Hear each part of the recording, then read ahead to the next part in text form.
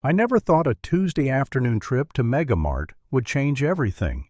Hell, I never thought much about grocery shopping at all until my wife Sarah passed 3 years ago. Cancer took her slow, and between the medical bills and time off work to care for her, well, let's just say my financial situation went from comfortable retirement to counting every damn penny. My name's Frank Morrison, and I served 28 years in the Army before transitioning to civilian work as a defense contractor. These days, I do consulting for Pentagon procurement, basically helping them figure out which companies should get the big contracts for everything from office supplies to military equipment. It's good work, pays decent, but after Sarah's medical bills and the funeral costs, I'd been struggling to make ends meet. Pride's a hell of a thing, though. It took me 6 months of living on ramen and peanut butter sandwiches before I finally swallowed it and applied for food assistance. The SNAP benefits weren't much, about $150 a month, but they helped stretch my grocery budget so I could actually eat something besides processed garbage. I'd been using them for about 4 months when this whole thing went down, and I'd gotten pretty good at shopping quick and quiet, trying not to draw attention to myself. Old habits from the service, I guess. Keep your head down, complete the mission, get out. That Tuesday started normal enough. I'd finished up a conference call with some Pentagon folks about a major food service contract. $50 million worth of business for whoever won the bid. 3 companies were in the running. Megamart Corporation was one of them, along with 2 smaller regional chains. I'd been reviewing their proposals for weeks, and honestly, Megamart was looking pretty good. They had the infrastructure, the distribution network, and their pricing was competitive. I was planning to recommend them in my report to the procurement board. After the call, I realized my fridge was basically empty except for some expired milk and half a sandwich from yesterday. Time to brave the grocery store. I grabbed my wallet, made sure my EBT card was tucked behind my driver's license where nobody could see it unless they had to, and headed out to the Megamart about 10 minutes from my apartment. The store was busy but not packed. That sweet spot where you can get in and out without too much hassle. I grabbed a cart and started working my list. Nothing fancy, some chicken breasts, ground beef, frozen vegetables, bread, milk, eggs, basic stuff to get me through the week. I've always been a practical shopper, even back when money wasn't tight. Sarah used to joke that I approached the commissary like a military operation, which wasn't far from the truth. The produce section was pretty picked over, but I found some decent apples and grabbed a bag of potatoes. In the meat department, I was checking prices when this young employee, couldn't have been more than 19 or 20, walked up and asked if I needed help. Nice kid, reminded me of some of the young soldiers I'd worked with over the years. When I mentioned I was looking for the cheapest protein options, he pointed me toward some manager's special chicken that was still good but marked down because it was close to the sell-by date. "My dad's a vet, too," he said quietly, noticing the Army veteran cap I always wear. "I know how it is sometimes." That hit me harder than it should have. Here's this kid, probably making minimum wage, showing more respect and understanding than most people twice his age. I thanked him and moved on, feeling a little better about humanity in general. I finished shopping in about 20 minutes, keeping my total around $40. The self-checkout was busy, so I got in line at register 4. The cashier was a woman maybe in her 30s, bleached blonde hair pulled back tight, with that look that suggested she'd rather be anywhere else on earth. Her name tag said Brenda. She was chatting with the cashier at the next register about some drama with her boyfriend, completely ignoring the customers. When my turn came, I started unloading my cart. Brenda didn't even look up, just started scanning items while continuing her conversation about how her boyfriend never takes her anywhere nice, and she's thinking about dumping him. Professional service at its finest. She got through most of my stuff, the chicken, vegetables, bread, milk, and hit total. $38.47, she said, still not really looking at me. I pulled out my EBT card, trying to be casual about it. I'd done this dozens of times before without incident. Most cashiers barely notice, or if they do, they're professional enough to keep their opinions to themselves. Not Brenda. The second she saw the card, her whole demeanor changed. She actually rolled her eyes and let out this exaggerated sigh. "Seriously?" she said, loud enough that people in the next lane could hear. "Food stamps?"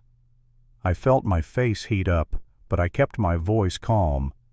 "Yes, ma'am. Just run it through, please." But she wasn't done. She held up the card like it was contaminated, studying it dramatically. "You know, I work 2 jobs to pay for my groceries," she said, her voice getting louder. "I don't get free handouts from the government." The people behind me in line were starting to stare. I could feel their eyes on my back, and I wanted nothing more than to just disappear. "Ma'am, if you could just process the payment.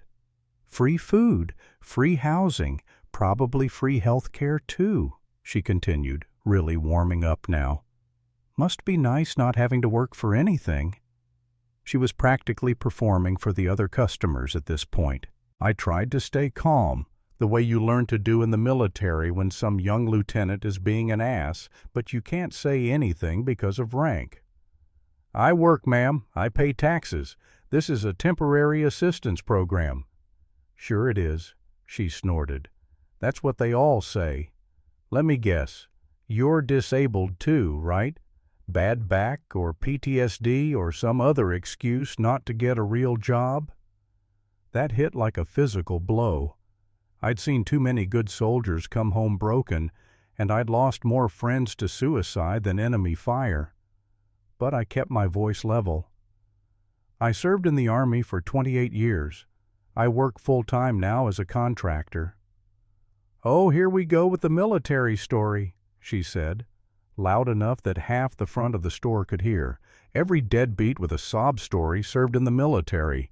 You probably never left the base." The woman behind me in line, elderly, well-dressed, actually gasped.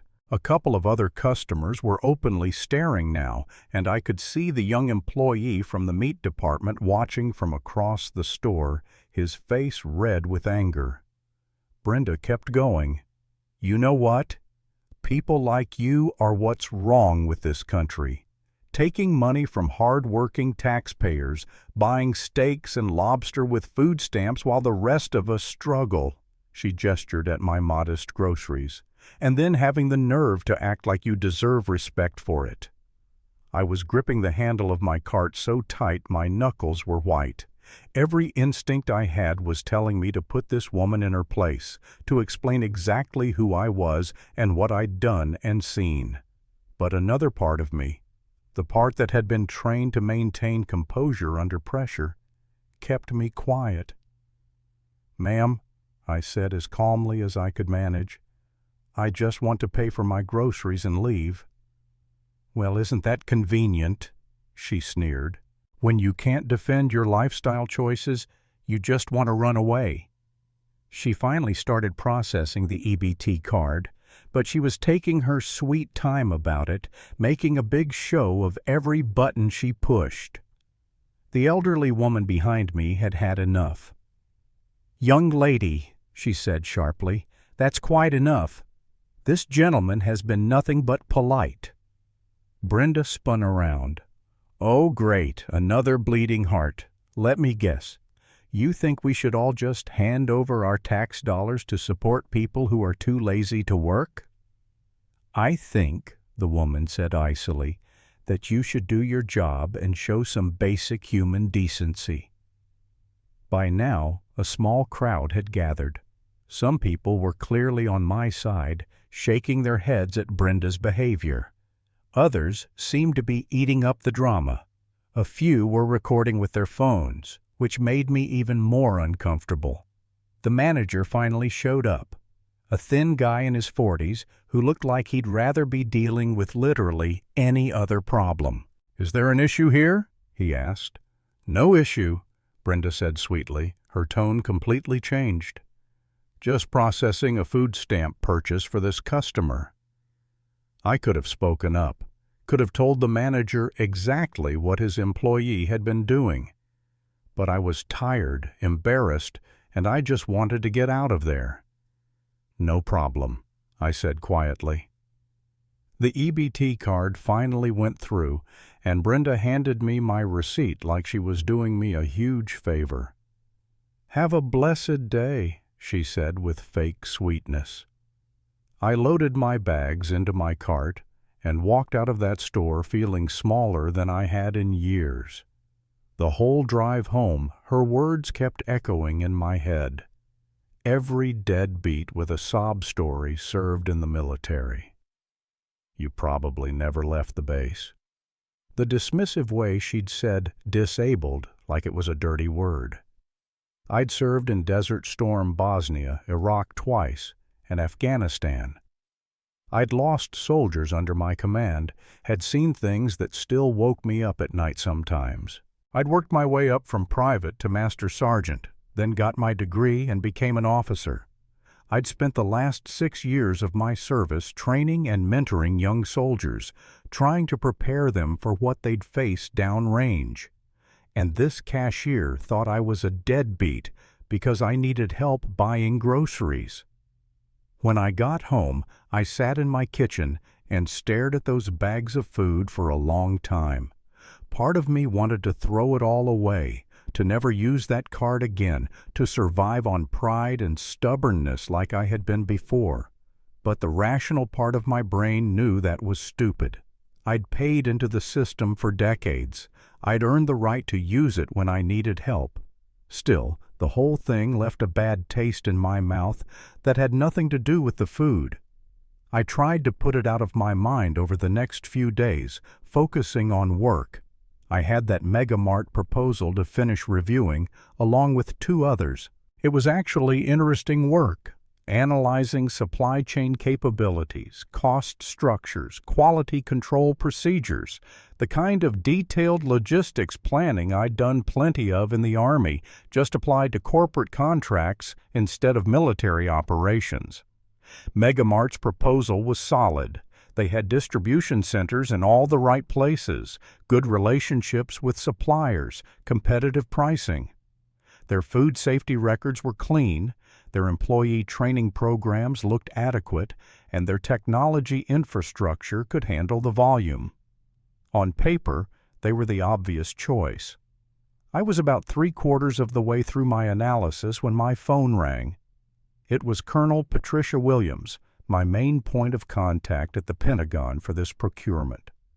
We'd worked together for years, and she was good people, tough as nails but fair, the kind of officer I'd always respected. "Frank, how's that food service analysis coming along?" she asked. "Nearly done, ma'am. Should have the final report to you by Friday." "Good. Any early thoughts on the front runner?" I paused, thinking about Mega Mart. "Well, on the numbers alone, Mega Mart Corporation is looking strong. They've got the infrastructure and the pricing we need." "I've heard good things about them," she said. "But I also heard something interesting yesterday. Apparently there was some kind of incident at one of their stores this week. Social media thing. You know how these corporate image issues can affect government contracts." That got my attention. "What kind of incident?" "Something about an employee mistreating a veteran. Video went viral. I haven't seen it myself, but procurement wants to make sure we're not awarding contracts to companies that don't align with our values regarding veteran support." A cold feeling started in my stomach. "I see. Can you look into it?" I know it's outside your normal scope, but given your background, I'd value your perspective on whether this is the kind of company we want to do business with. Absolutely, ma'am. I'll check it out. After I hung up, I sat staring at my computer for a minute before opening Facebook. It didn't take long to find the video. Someone had posted it with the caption, "Mega Mart employee goes off on veteran using food stamps." It had been shared thousands of times already. And there I was, in living color, being humiliated by Brenda the cashier. The video had been taken by someone a couple lanes over, and it caught most of her rant. You could hear her clearly saying, "free handouts," "deadbeat with a sob story," and "you probably never left the base." You could see me standing there, gripping my cart, trying to maintain my composure while she tore into me. The comments were a mix of outrage and support. "This is disgusting. That poor man. I'm never shopping at Mega Mart again. Someone needs to fire that cashier." There were also some defending her. He should get a job instead of living off taxpayers. But they were being shouted down pretty quickly. Local news had picked it up, too. Channel 7 had a story titled, "Veteran Humiliated at Mega Mart Over Food Stamps." They'd tracked down my military record somehow, probably public information if you know where to look, and mentioned my 28 years of service, my deployment history, even my medals. They'd tried to reach me for comment, but I'd been screening my calls. The worst part was reading about myself in the third person. Master Sergeant Frank Morrison, a decorated veteran of multiple overseas deployments, was reportedly berated by a Mega Mart employee for using SNAP benefits to purchase groceries. I closed the laptop and went for a walk around the neighborhood, trying to clear my head. This changed everything. There was no way I could recommend Mega Mart for the contract now, not because of some personal vendetta, but because they demonstrated exactly the kind of corporate culture the military didn't want to support. But it was more than that. The way this had blown up, the way people were responding, it made me realize I wasn't the only veteran dealing with this kind of treatment. The comment section was full of stories from other veterans who'd faced similar humiliation, similar assumptions about their character based on their need for assistance. One comment stuck with me. "I lost my leg in Fallujah and came home to people calling me a welfare cheat for using disability benefits." This video brought back every humiliating moment. Another. My husband killed himself after being treated like this at a store near our base. He was struggling with PTSD and felt like such a burden. I wonder if he'd still be alive if people showed more compassion. These weren't isolated incidents. This was a pattern. When I got back home, I had 7 missed calls and 23 text messages. News outlets wanting interviews, friends who'd seen the video, even some people from my old unit checking to see if I was okay. My phone kept ringing. Reporters, producers, even someone claiming to be from a talk show. I didn't answer any of them. I wasn't ready to be the poster child for mistreated veterans, wasn't sure I wanted that kind of attention. But I did call Colonel Williams back.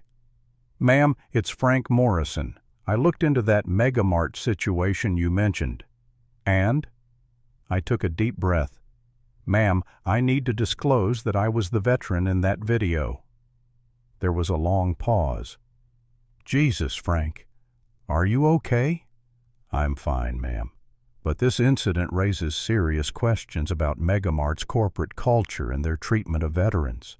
In my professional opinion, awarding them a government contract would send the wrong message about our commitment to supporting those who've served." "I agree completely. What are you thinking for the recommendation?"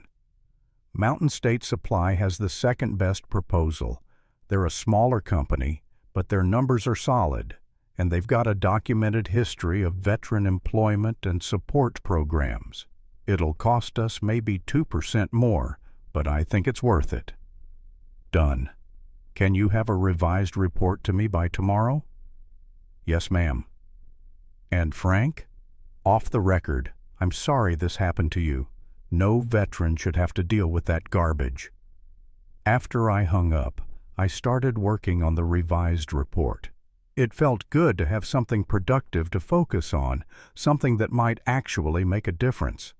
As I worked, I thought about that young employee in the meat department, the one who'd helped me find the marked-down chicken. He'd shown more professionalism and respect in 2 minutes than his company had shown in their entire response to this situation. Because that was another thing. Megamart's response had been pathetic. A generic statement about looking into the matter and not tolerating discrimination. No apology, no acknowledgement of what had actually happened, no commitment to change. Just corporate damage control. The next morning, my revised report was done. 53 pages analyzing all 3 companies with a clear recommendation for Mountain State Supply. I documented everything: infrastructure capabilities, cost analysis, veteran employment programs, corporate social responsibility initiatives. Megamart came in dead last. I sent it to Colonel Williams and copied it to the entire procurement board. Within an hour, she called me back. Outstanding work, Frank. The board reviewed your recommendation and we're moving forward with Mountain States. The contract will be announced Monday. Copy that, ma'am. There's something else. The story's getting bigger. Pentagon press office is getting calls asking about Megamart's government contracts. Apparently, they've got about $200 million worth of business with various agencies. I hadn't thought about that. Megamart wasn't just competing for this one contract. They already had existing relationships with the government. Ma'am, if I may ask, what's the Pentagon's position on this? Off the record? We're reviewing all our vendor relationships to ensure they align with our values.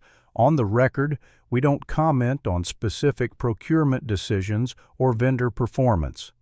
That was military speak for, we're going to make them hurt, but we can't say that publicly.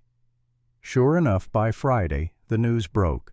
Pentagon awards $50 million food service contract to Mountain State Supply. The announcement didn't mention Megamart specifically, but everyone connected the dots pretty quickly. The business press picked it up immediately.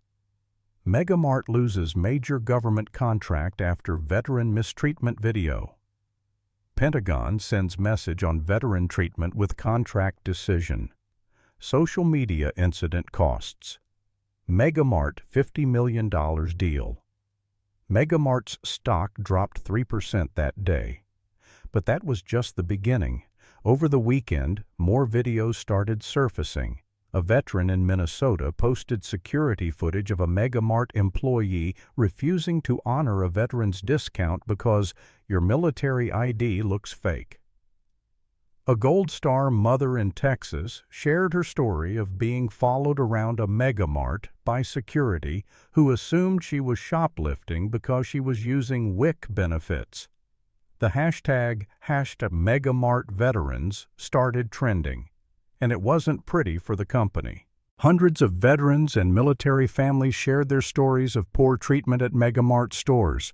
Some were recent, some went back years, but the pattern was clear. This wasn't an isolated incident with one bad employee. By Monday, the calls for boycotts were getting louder. Local veterans organizations were organizing protests outside Megamart stores. The VFW issued a statement expressing deep concern about Megamart's treatment of those who've served our nation. The American Legion called for a formal investigation into the company's policies. I was still trying to stay out of the spotlight, but that became impossible when someone leaked my name to the press. Suddenly, reporters were camping outside my apartment building. My phone was ringing constantly, and I had interview requests from everyone from CNN to Joe Rogan. My neighbor, Mrs. Chen, knocked on my door Tuesday evening. She was maybe 70, originally from Vietnam, and we'd always had a friendly relationship. She knew I was a veteran. I'd helped her with some computer problems once, and we'd talked about my service. "Mr. Frank," she said, "there are many people outside with cameras. Are you in trouble?" I explained the situation, and her face grew serious. "In my country, we learn to respect those who fight for others. This cashier, she has no honor." "It's not a big deal, Mrs. Chen, just some bad publicity." She shook her head firmly. "No, Mr. Frank, this is very big deal. You are good man. You help people. You deserve better." That conversation stuck with me. Here was someone who'd fled war in her own country, who understood sacrifice in ways most Americans never would, and she was more outraged by what happened than I was. Wednesday morning, I got a call from someone I hadn't heard from in years. Sergeant Major David "Tank" Rodriguez, who'd been my platoon sergeant back in Iraq. Tank was now the senior enlisted advisor for veteran affairs at the VA, and he got straight to the point. "Frank, you dumb son of a bitch, why haven't you told your story?" "Tank, I don't want to be a poster child for—" "Screw that," he interrupted. "You think this is about you? This is about every veteran who's been treated like garbage for needing help. You think you're the only one keeping quiet while people assume we're all damaged goods or welfare cheats?" He had a point. In all the coverage of the story, I hadn't spoken publicly once. Everyone else was talking about me, but I wasn't talking for myself. "You need to get in front of this," Tank continued. "Tell people who you are, what you've done, why you were using those benefits.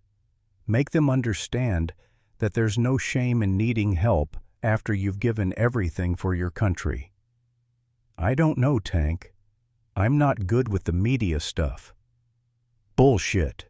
You briefed generals. You trained soldiers. You led men in combat. You can handle a few reporters." That afternoon, I finally returned one of the interview requests. Channel 7, the local news station that had first covered the story, sent a crew to my apartment. The reporter was a young woman named Jessica Martinez, and she seemed genuinely interested in telling the story right. We sat in my living room, surrounded by photos from my military service, and I told my story from the beginning. About losing Sarah, about the medical bills, about swallowing my pride to apply for food assistance, about 28 years of service, deployments to 5 different countries, training young soldiers, working with Pentagon procurement. "A lot of people don't realize," I said, looking directly into the camera, "that veterans are just as diverse as any other group. Some of us are doing great financially. Some of us are struggling. Some of us came home without physical wounds. Some of us didn't. Some of us adjusted easily to civilian life. Others found it harder. But we all served. We all raised our right hand and promised to defend this country, and we followed through on that promise." I talked about the young employee in the meat department who'd shown kindness, about Mrs. Chen's understanding of honor, about the hundreds of veterans sharing their stories online. "This isn't really about Megamart," I said. "It's about how we treat people who are struggling, regardless of their background.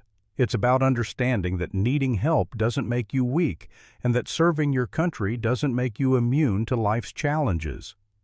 The interview aired Thursday night, and the response was immediate. My phone started ringing again, but this time it was different. Veterans calling to thank me for speaking up, civilian friends reaching out with support, even some active duty soldiers who'd somehow gotten my number. Friday morning, I got the call I'd been half expecting. Megamart's corporate headquarters wanted to meet with me. The meeting was set for Monday at their regional office, about an hour's drive from my place. I wasn't sure what to expect. Maybe a settlement offer, maybe an attempt to get me to publicly forgive them, maybe just damage control. I drove out there Monday morning in my old Honda Civic, feeling a little underdressed in my khakis and polo shirt. The Megamart building was all glass and steel, with perfectly landscaped grounds and a fountain in the parking lot. Very impressive, very corporate.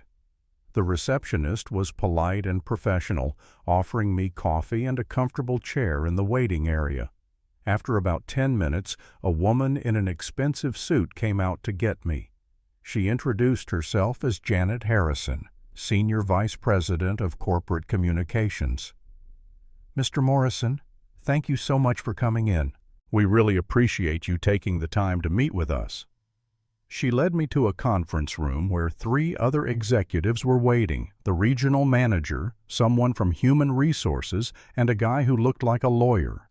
Everyone was very friendly, very apologetic, very concerned about making this right.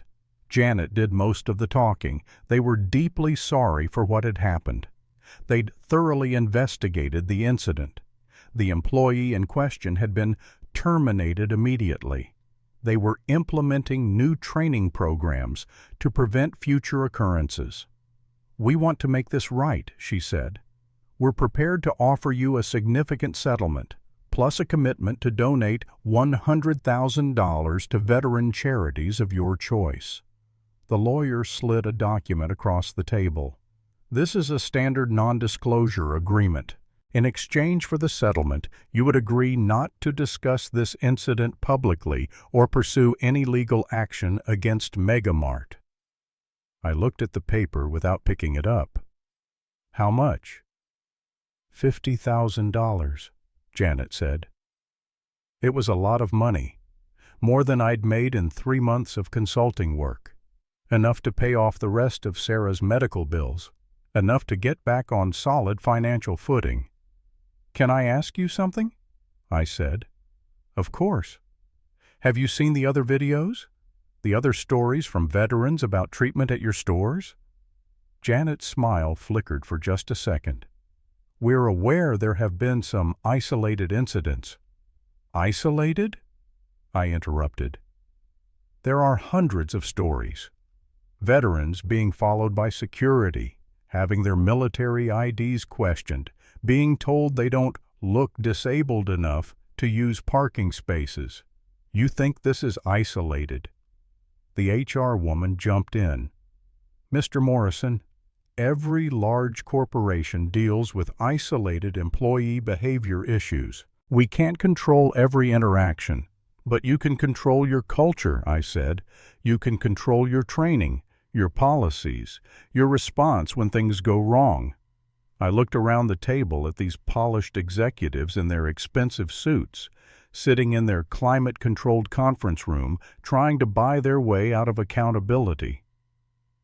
"You know what's interesting?" I said. "I was actually recommending your company for a $50 million Pentagon contract. Had the whole report written up, ready to submit. Your proposal was solid.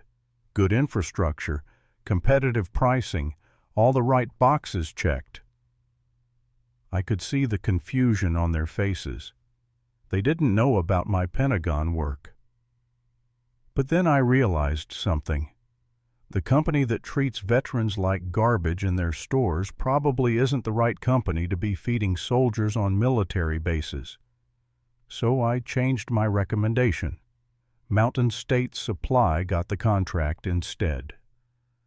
The silence in the room was deafening. Janet's face had gone pale. "You're Frank Morrison, the defense contractor?" the lawyer asked. "Master Sergeant Frank Morrison, retired. Senior procurement analyst for Pentagon Food Services, the same guy your employee called a deadbeat who probably never left the base." The regional manager actually put his head in his hands. "So here's my counteroffer," I continued. "Keep your money. Instead, implement real changes.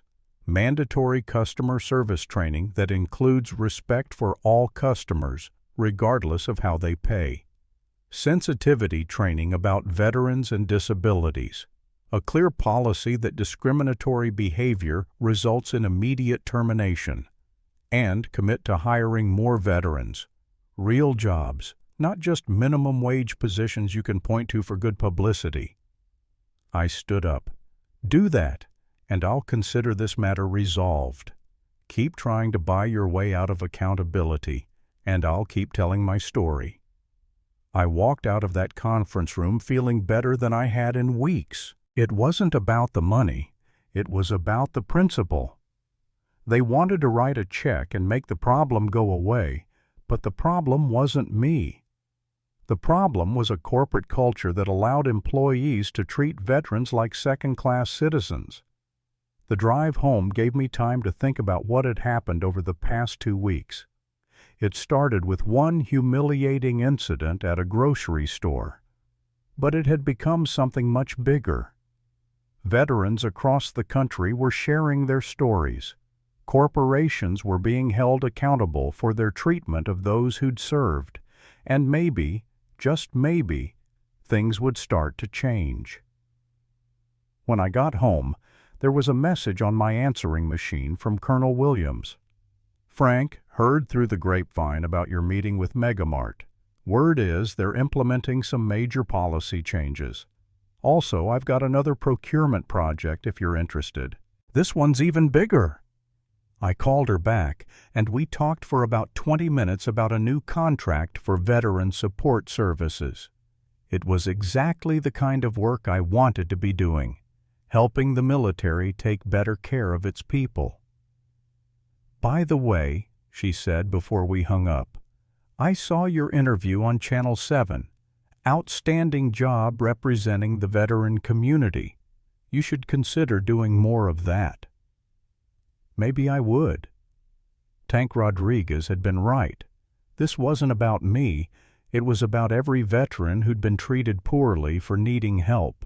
If speaking up could prevent even one veteran from going through what I went through, it would be worth it.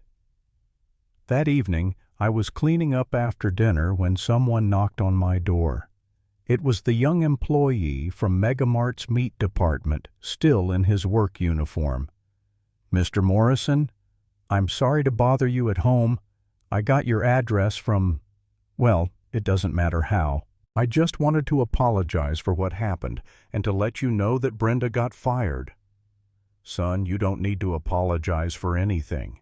You were the only one in that store who treated me with respect. Well, I also wanted to tell you something else. My dad served in Afghanistan, and he's been struggling since he got back. PTSD, you know. He's been too proud to apply for benefits, even though he probably qualifies. But after seeing what happened to you and how you handled it with dignity, he's going to apply. He says if a master sergeant can use the help when he needs it, so can a sergeant. That hit me harder than anything that had happened in the past 2 weeks.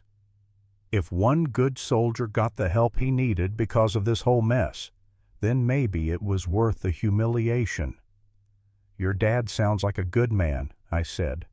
Tell him Master Sergeant Morrison says he's earned the right to use every benefit available to him. The kid smiled and shook my hand.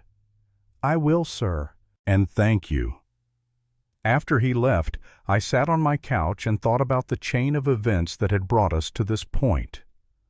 One ignorant cashier had started something she never could have imagined. Her moment of cruelty had exposed a much bigger problem, but it had also brought out the best in a lot of people. I thought about Mrs. Chen and her understanding of honor, about Tank Rodriguez pushing me to tell my story, about Colonel Williams and the Pentagon's quiet but decisive response, about the young man whose father would now get the help he needed. Most of all, I thought about Sarah. She would have been proud of how this turned out, not the public attention. She always said I was too modest for my own good, but the fact that something positive had come from something negative, that other veterans would be treated better because of what happened to me. The next few weeks brought more changes. Megamart announced their new veteran sensitivity training program and committed to hiring 10,000 veterans over the next 5 years. Other retail chains followed suit, implementing similar programs. The VFW and American Legion both endorsed these efforts, calling them a positive step toward ensuring all veterans receive the respect they've earned. I got more consulting work from the Pentagon, including that big veteran services contract Colonel Williams had mentioned. The pay was good enough that I could stop using food stamps, though I kept the card in my wallet as a reminder.